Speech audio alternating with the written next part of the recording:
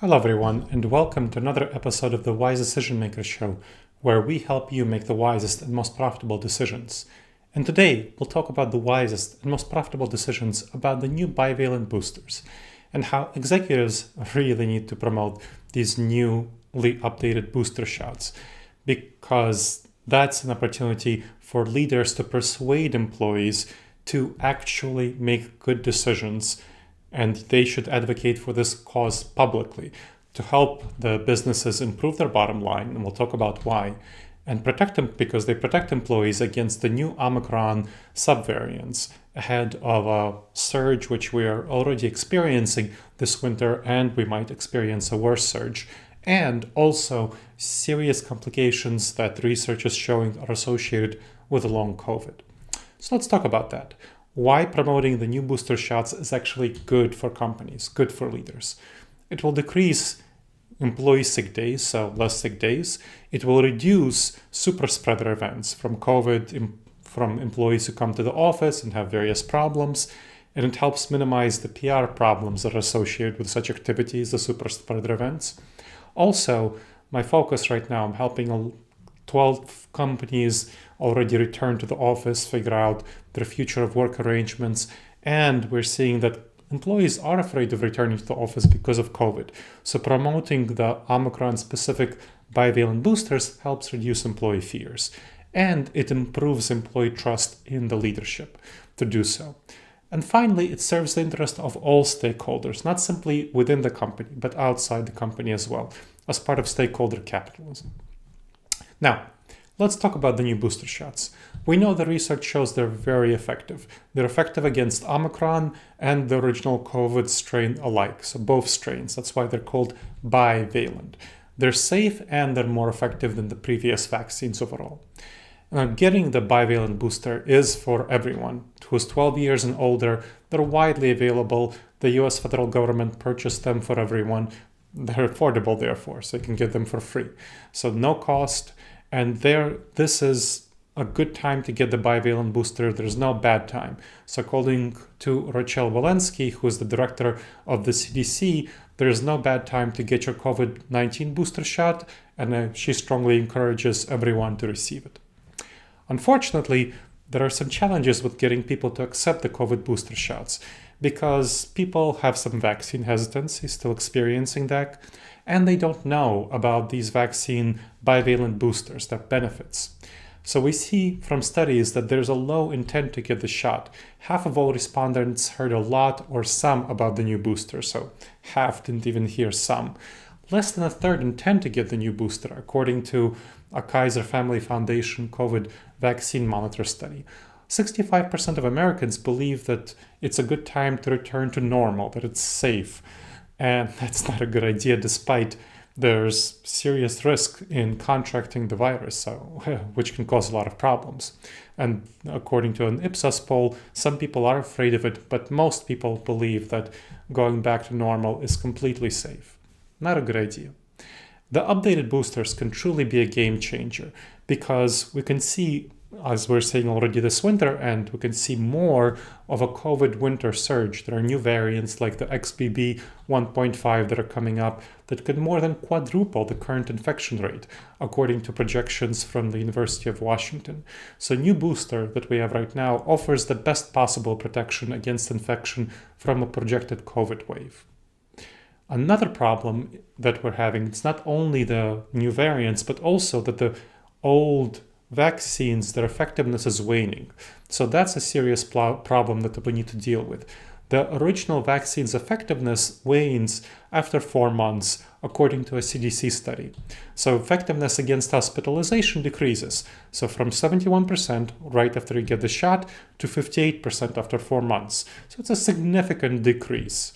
And it continues to fall off after that. So this suggests the need for additional boosters to restore the protection that wanes from the original vaccines. Now, we know that the boosters restore the effectiveness. An extra dose continues to protect against hospitalization. So according to a CDC study, those who received the original 2 doses and then a booster of the original one got immediate protection of 91% against hospitalization, which falls to 78% after 4 months. So it's still better than the immediate protection offered just by the 2 shots of the original vaccine. And of course, that's even better with the new bivalent booster. Now, the new booster shots are especially valuable for staff who are at higher risks of serious symptoms from COVID-19, which of course tends to be people who are older, the most experienced ones, the senior staff, as well as immunocompromised workers.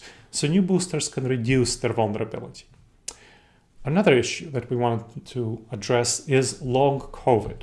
So 1 in 13 adults in the US have long COVID symptoms, according to a CDC study. 23% of those who are infected with COVID are likely to get long COVID symptoms, according to a study from the University of Southern California. And long COVID, it's another serious reason to get booster shots, because you get fatigue, you get brain fog, which can last weeks, months, or longer. I got COVID and it took me a weekish or so to get over it, but my wife got COVID and it took her over a month to get over COVID. So and we had the bivalent boosters. Imagine how bad it would be if we didn't have the bivalent boosters. There's also other risks like sudden heart failure or stroke, including in healthy young people. It's a serious issue. New boosters can reduce the likelihood of developing long COVID.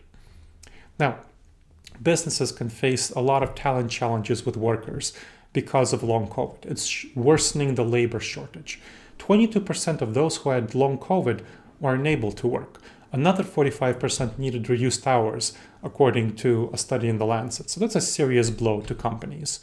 Overall, 2 to 4 million are out of work due to long COVID in the US, according to a report from the Brookings Institution. That's a serious number.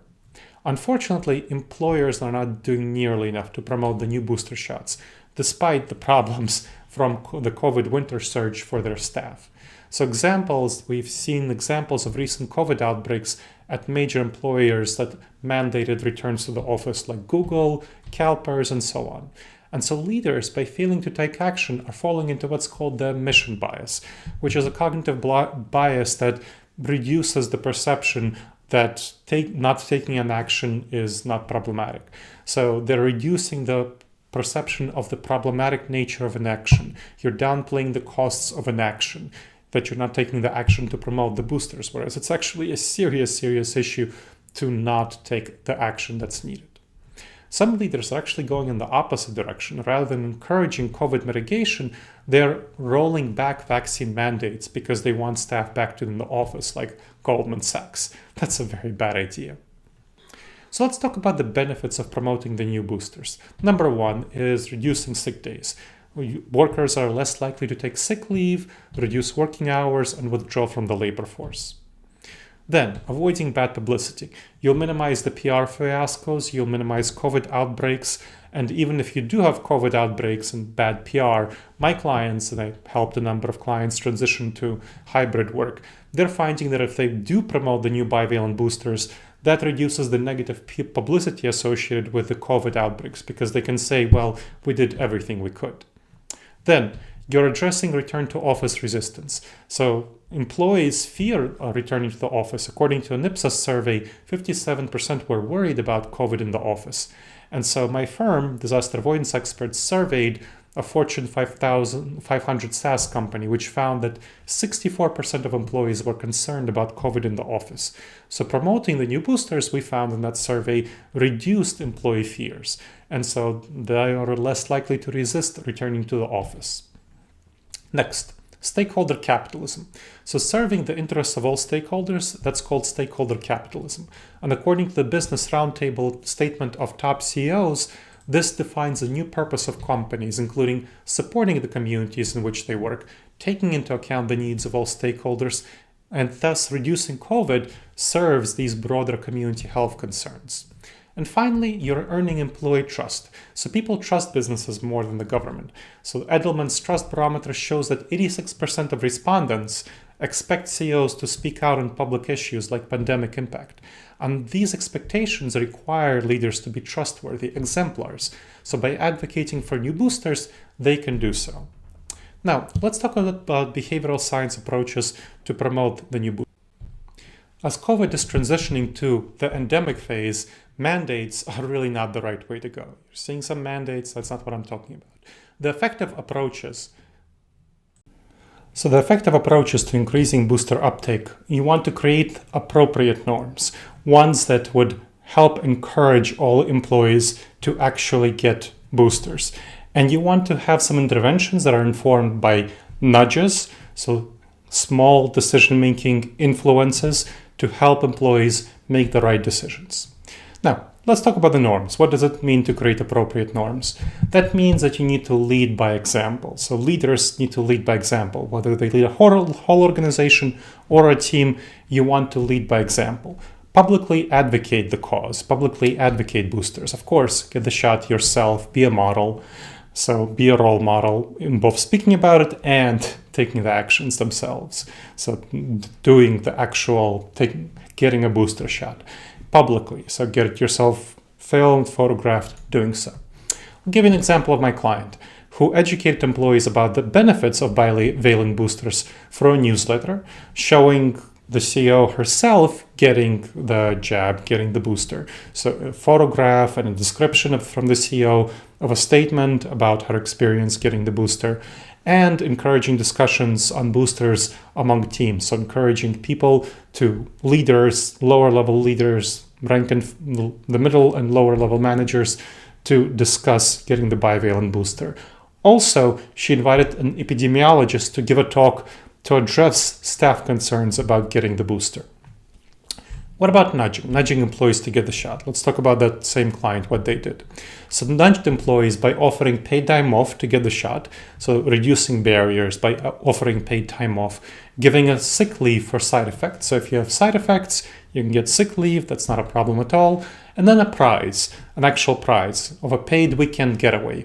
So you have an inter-team competition, so competition-based prize for the first 3 teams to have their members get the shots. They get a paid weekend getaway, and also a lottery for the first 5 employees to get the shots. So getting the boosters within the first 3 months of it becoming available, there was a lottery for that. So you have both a team-based, competition-based approach where teams compete against each other for all team members to get the booster. And you have a lottery for individuals where individuals can be empowered to get the booster themselves. So that's a very good approach because it combined everything and hit everyone. And so that's what I want to share about how business leaders need to promote getting the new booster shots. I hope you found this episode of the Wise Decision Maker Show valuable to you. Please make sure to subscribe wherever you checked out this podcast and make sure to leave a review. It really helps us improve the show and it helps other people discover the show. And there is going to be much more information about the bivalent booster in the show notes, so check those out. And please send me an email. My name is Dr. Gleb Tsipursky, and my email is gleb@disasteravoidanceexperts.com. So Disaster Avoidance Experts is the future of work consultancy that sponsors the Wise Decision Maker Show, and my email there is gleb@disasteravoidanceexperts.com. I read every email that I get. All right, everyone. I hope you've benefited from this episode of the Wise Decision Maker Show, and I will look forward to seeing you in the next episode of the Wise Decision Maker Show. In the meantime, the wisest and most profitable decisions to you, my friends.